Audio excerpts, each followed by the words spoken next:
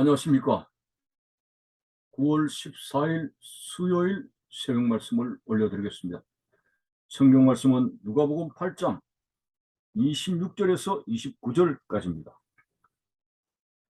그들이 갈릴리 맞은편 그라사인의 땅에 이르러 예수께서 육지에 내리심에 그 도시 사람으로서 귀신 들린 자 하나가 예수를 만나니 그 사람은 오래 옷을 입지 아니하며 집에 거하지도 아니하고 무덤 사이에 거하는지라.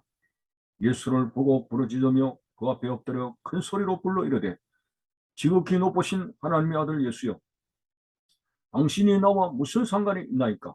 당신께 구하노니 나를 괴롭게 하지 마옵소서 하니, 이는 예수께서 이미 더러운 귀신을 명하사 그 사람에게서 나오라 하셨습니다. 귀신이 가끔 그 사람을 붙잡았으므로 그를 쇠사슬과 호랑에 메어 지켰으되 그 맨 것을 끊고 귀신에게 몰려 광야로 나갔더라. 아멘.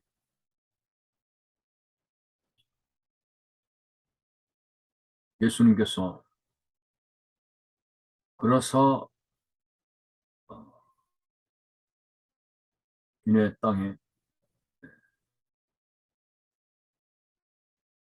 도착하셔서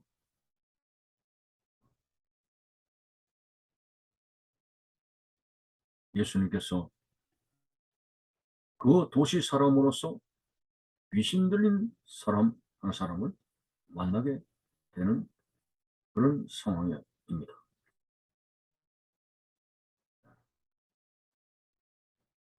귀신 들린 사람이 예수님 앞에 나와서 큰 소리로 부르짖는 모습이 오늘 본문에 기록이 되어졌습니다. 사람들은 과학의 첨단 문명을 발전시켜 크나큰 혜택을 누리고 이성적인 그런 시대에 추상적인 귀신의 개념을 부정하고 살아갑니다. 그러면서도 우리는 생활 속에서 이런 속담은 잘 이용하더라고요. 아, 저 사람 귀신 씨나라 까먹는 소리 하고 있네. 왜 거기서 믿지도 않는 귀신이라는 소리를 하게 됩니까? 참으로 사람들이 부정하든 어떻든 간에 오늘 우리의 영적 세계는 악령 사탄의 졸자라고 할 수 있는 귀신들이 북적대고 있다는 사실을 부정할 수가 없습니다. 이 귀신들이 사람에게로 들어갔습니다. 사람의 어떤 틈이 있으면 그 틈을 비집고 들어가는 것이죠. 예를 들어서 가룟 유다에게 마귀가 들어가니? 라고 했습니다. 가룟 유다에게는 마귀가 들어오는 통로를 만들어주고 있었습니다. 그것은 바로 마귀의 속성인 돈을 사랑하고 세상을 사랑하는 탐욕이 너무나 강했습니다. 집착이 되어졌습니다. 예수 그리스도를 은 30세겔로 팔아버린 파렴치한 일을 저지를 까지였습니다.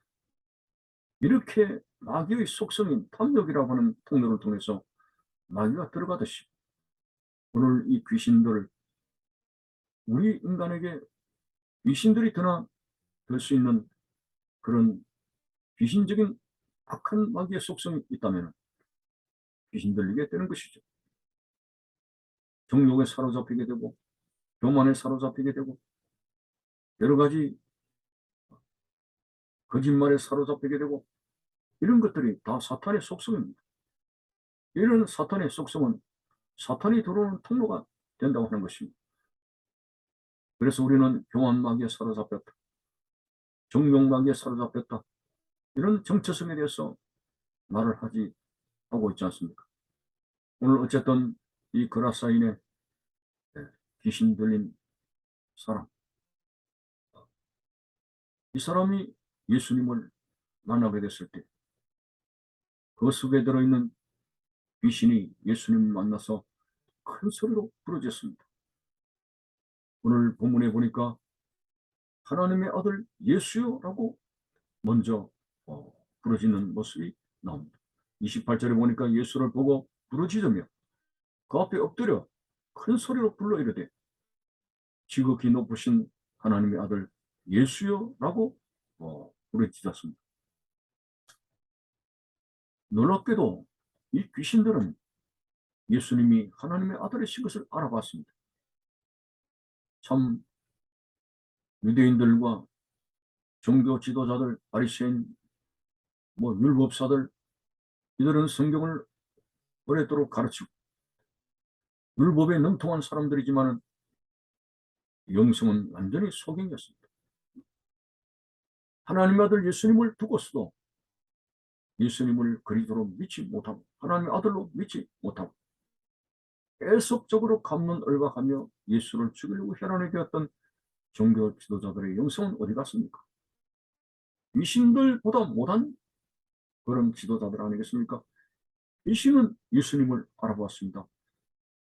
지극히 높으신 하나님의 아들 예수여 라고 분명히 그렇게 호칭을 하고 있지 않습니까? 귀신도 더러운 귀신도 알아보는데 어떻게 율법에 능통한 바리새인들과 종교 지도자들이 예수님을 알아보지 못하고 소경된 인도자가 되어서 예수님을 십자가에 못 박는 그런 가오를 저질렀을까?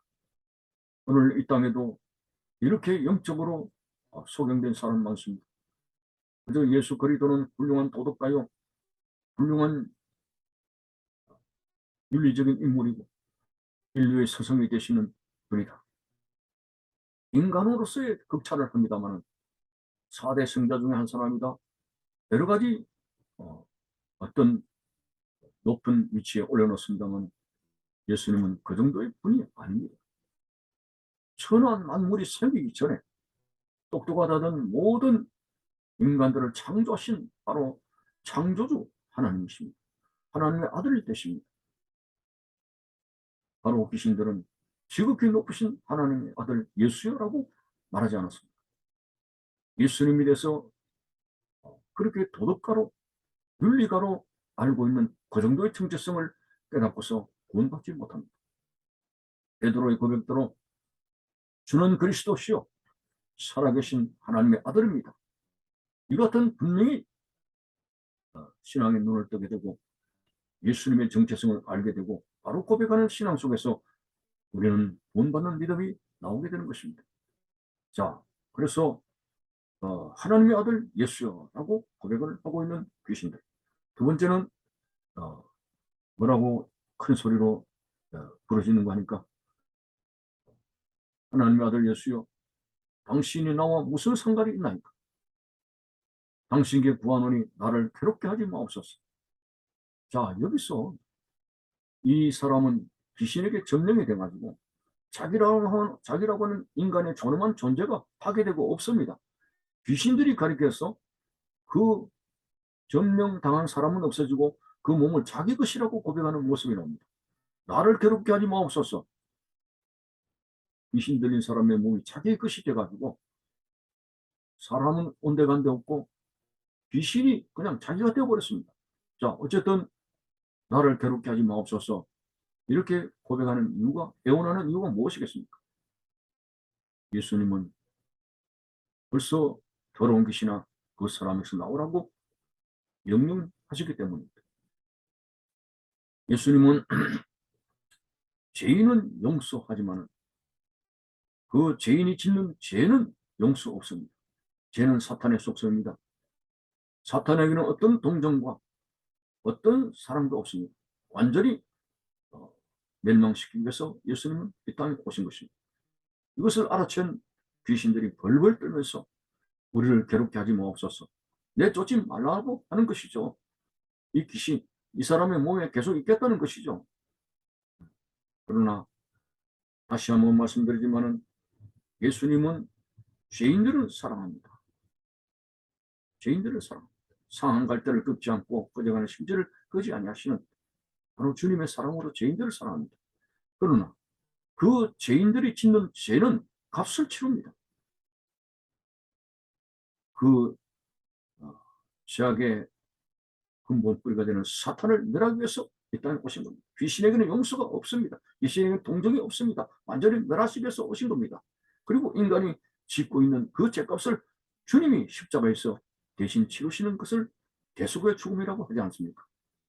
오늘 이 본문을 통해서 우리는 절대로 귀신들이 들어올 수 있는 틈을 주면 안 됩니다. 하나님의 말씀에 무장되어서 온갖 교만과 수근수근거림과 이기심과 그리고 정욕과 악한 것, 마귀가 들어오는 통로를 다 닫아버리고 하나님의 말씀 충만하여 어둠의 근세를 가지고 있는 사탄의 세력을 물리치고 반드시 믿음으로 승리할 수 있는 여러분의 모습이 되시기를 바라는 것입니다. 감사합니다.